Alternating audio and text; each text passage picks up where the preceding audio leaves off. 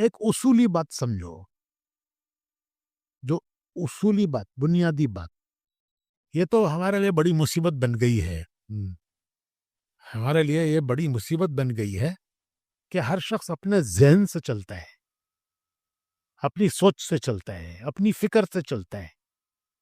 وہ تبلیغ کو اپنی فکر کی گاڑی میں بٹھا کے لے جانا چاہتا ہے، اپنی سوچ کی گاڑی میں بٹھانا چاہتا ہے، اپنی فکر کی گاڑی میں بٹھانا چاہتا ہے، اپنے نظریے کو تبلیغ پر تھوپنا چاہتا ہے.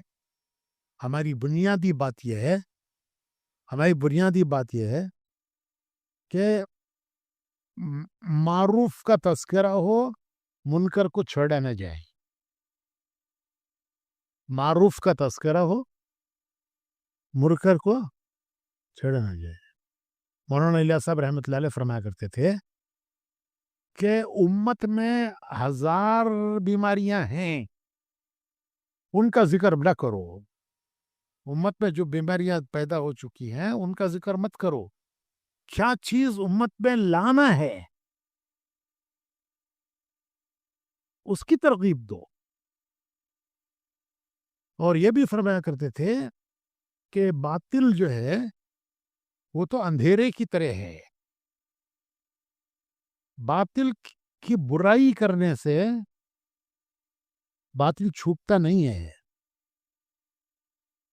وہ یہ کہتے تھے، یہ بہت پرانی باتیں میں کہہ رہا ہوں، بہت پرانی سنی ہوئی. یہ کہتے تھے کہ باطل تمہارے نزدیک باطل ہے، منکر یعنی منکر برائی، وہ تمہارے نزدیک برائی ہے. وہ جو کر رہا ہے اس کا وہ محبوب ہے. جو چیز تمہارے نزدیک برائی ہے وہ جو کر رہا ہے وہ اس کے نزدیک وہ اس کا محبوب ہے. اگر تم یہ کہو گے کہ یہ برائی ہے، یہ برائی ہے، یہ برائی ہے، یہ برائی ہے، تو وہ یہ کہے گا کہ وہ چاہے برائی ہو چاہے کچھ ہو لیکن وہ تو میرا محبوب ہے. میں تمہیں چھوڑ سکتا ہوں، اسے نہیں چھوڑ سکتا. میں تمہیں چھوڑ سکتا ہوں، میں اس کو نہیں چھوڑ سکتا کیونکہ یہ میرا محبوب ہے. تو فرمایا کرتے تھے کہ جس چیز کو تم برائی سمجھ رہے ہو وہ تمہارے نزدیک برائی ہے، وہ جو کر رہا ہے اس کے نزدیک وہ محبوب ہے اس کا.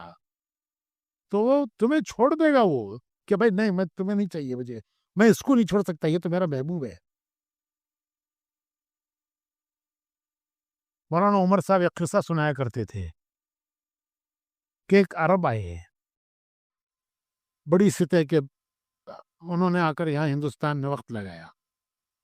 وہ واپس گئے تو انہوں نے واپس جا کر گھر میں یہ کہا کہ یہ ٹی وی جو ہے یہ تو حرام ہے، یہ ہمارے گھر میں نہیں رہ سکتی.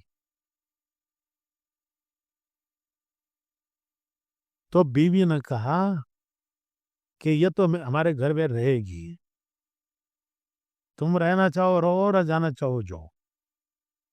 کس کو بولی؟ اپنے شوہر کو بولی کہ تمہیں گھر میں رہنا ہے رہو، جانا چاہے جاؤ، یہ ٹی وی تو ہمارے گھر سے نہیں جا سکتی ہو، اور میں اس کے بغیر رہ نہیں سکتی، اس کے بغیر میں رہ نہیں سکتی. اب اگر دونوں پر تم راضی نہیں ہو تو پھر میں چلی جاتی ہوں. اب ان کو خیال آیا، انہوں نے نظام الدین لکھا کہ میں 3 چلے لگا کے واپس گیا، اور واپس جا کر میں نے بیوی سے کہا کہ یہ ٹی وی تو حرام ہے، اسے یہاں سے نکالنا چاہیے. تو میری بیوی کہنے لگی کہ تم جا سکتے ہو، 4 مہینے گئے تھے اور چلے جاؤ، یہ یہاں سے نہیں جا سکتا، اور نہیں تو پھر میں چلی جاتی ہوں. تو ہمارے حضرات نے جواب لکھا کہ بھائی ہم نے تو آپ سے یہ عرض کیا تھا کہ آپ کسی طرح سے اپنی بیوی کو تیار کر کے 3 دن میں لے جاؤ. یہ ہم نے کب کہا تھا کہ تم جا کے لڑائی شروع کرو ٹی وی پہ کہ ٹی وی رکھنا ہے کہ نہیں رکھتا ہے. یہ ہم نے کہا تھا آپ لوگوں سے. آپ نے وہ نہیں کیا جو ہم نے کہا، اور آپ نے وہ کیا جو ہم نے نہیں کہا. جو ہم نے کہا وہ نہیں کیا ہے، اور جو ہم نے نہیں کہا وہ کر رہے ہو. وہ چنانچہ وہ ان کی سمجھ میں آیا. کچھ عرصے کے بعد وہ بیوی کو 3 دن ملے گئے, اور 3 دن جا کے آنے کے بعد کچھ دنوں کے بعد بیوی نے کہا اچھا تعلیم شروع ہو گئی گھر میں. 3 دن کا سب سے بڑا نفع یہ ہوتا ہے کہ جو 3 دن لگا کے آتی ہے اس کی نماز اور تعلیم شروع ہو جاتی ہے. نماز کا اہتمام اور تعلیم. اچھا تعلیم اس کی بڑی تاثیر ہے, تعلیم کی ایک بڑی تاثیر ہے. جو پرانے ہیں نا, بہت زیادہ پرانے ہیں, وہ تو واٹر پروف ہو گئے ہیں تعلیم کے بارے میں. واٹر پروف ہو گئے, کتنی بھی پڑھو وہ رین کوٹ سے اوپر نکل جاتی ہے. لیکن نیا مجمع جو ہے نا, وہ ایک ایک بات سے متاثر ہوتا ہے, اور پرانوں کو بھی ہونا چاہیے. علماء پرانوں کو بھی ہونا چاہیے. دیکھو جو چیز تعلیم میں ملتی ہے نا, وہ بیان میں نہیں ملتی. بیان میں تو آدمی اپنی بات کرتا جاتا ہے.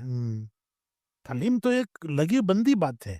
میاں جی محراب صاحب فرمایا کرتے تھے کہ جب تعلیم کرو تو اس میں اپنی بات مت ملاؤ, کہ حضور کی بات میں تم اپنی بات مت ملاؤ, جیسی بات حضور کی ہے وہ سناؤ. پھر تشریح کی ضرورت ہے تو جو تشریح شیخ نے لکھی ہے وہ پڑھو. اس کی جو تشریح شیخ نے لکھی ہے, شیخ نے اسے سمجھایا ہے. کیونکہ سمجھانے والا صرف ایک حدیث کو سامنے نہیں رکھتا, وہ حدیث کی کتابوں کو سامنے رکھتا ہے سمجھاتے ہوئے. یہ فرق ہے عالم کا, کہ وہ جب کسی کی وضاحت کرتا ہے تو وہ ایک حدیث کو سامنے رکھ کے وضاحت نہیں کرتا, وہ اس جیسی کئی حدیثوں کو سامنے رکھ کر اس کی وضاحت کرتا ہے. تو شیخ نے لکھا ہے تو وہ کئی کتابوں کو سامنے رکھ کر اسے لکھا ہے. ہمارے ساتھیوں کو تعلیم میں کیوں پتہ نہیں, میرے ساتھیوں کو دل نہیں لگتا. میرا تو بھائی بہت دل لگتا ہے, مجھے تو تعلیم میں بہت دل لگتا ہے. مجھے تعلیم میں ایسا لگتا ہے کچھ حاصل ہو رہا ہے. تو شیخ نے اپنی کتاب میں لکھا ہے, 84 کتابوں سے شیخ نے وہ کتاب جمع کی ہے. کتنی کتابیں وہ لکھا ہے؟ دیکھو فضائل کی کتاب میں بعض کتابوں میں وہ کتابوں کے نام ہیں, شروع میں ہیں یا آخر میں ہیں, کہیں ہیں. 84 کتابوں سے انہوں نے وہ لیے ہیں حدیث سے. اور وہ 84 کتابیں وہ ہیں جو قدیم بزرگوں کی لکھی ہوئی کتابیں ہیں, قدیم بزرگوں کی, بہت پرانے بزرگوں کی اکثر کتابیں. تو میں کیا کہہ رہا تھا, ہاں, تو مولانا فرمایا کرتے تھے الیاس صاحب رحمۃ اللہ علیہ کہ امت میں جو بیماریاں ہیں ان کا ذکر مت کرو. عام طور پر مقررین کی عادت ہے, مسلمانوں میں یہ کمی ہے, مسلمانوں میں یہ کمی ہے, مسلمانوں میں یہ کمی ہے.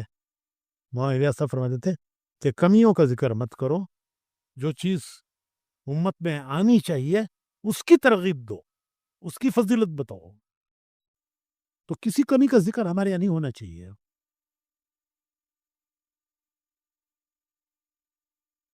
اور یہ کہتے تھے کہ جس کو تم منکر سمجھتے ہو, یعنی منکر کے معنی برائی سمجھتے ہو, تمہارے نزدیک وہ برائی ہے, جو کر رہا ہے اس کا وہ محبوب ہے.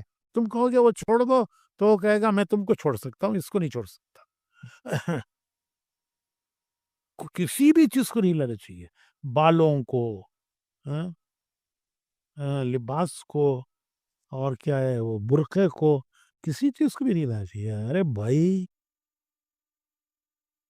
دیکھو, ہم تو چلتی ٹرین میں بیٹھ گئے ہیں, چلانے والوں کو پتا ہے کہ کیسے چلایا ہے. ہم تو چلتی ٹرین میں بیٹھ گئے ہیں, ہمیں نہ اس نفع کا خیال ہے نہ نقصان کا خیال ہے. پہلی جماعت آئی سنگاپور سے, ملیشیا اور سنگاپور ملا ہوا تھا, بعد میں وہ الگ ہوا. تو پہلی جماعت آئی 4 جوڑے,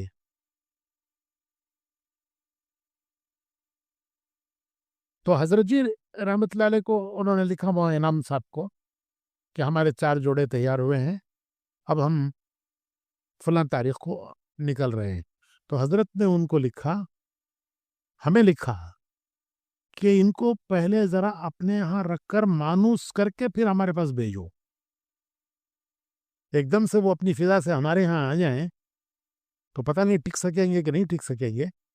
तो इनको अपने यहाँ बुला लो और अपने यहाँ इनको रखकर थोड़ा-सा मानूस करो और इनको मानूस करके हफ़्ता 10 दिन मानूस करके फिर हमारे पास भेजो। चुनाचे वो जमात आई और उसके कुछ दिनों के बाद हमारे यहाँ इज्तिमा होने वाला था। तो इज्तिमा की मेहनत में भी माशाअल्लाह चल रहे थे। तो जो साथी इस्तकबाल के लिए गए, उन्होंने आके सुनाया कि जमात आ गई, उसमें 2 बूढ़ियाँ हैं, 2 जवान हैं। 2 बूढ़ी औरतें हैं, 2 जवान। अरे भाई, तुम्हें तो इस्तकबाल के लिए गए थे, तुम्हें कैसा मालूम होगा बूढ़े भी जवान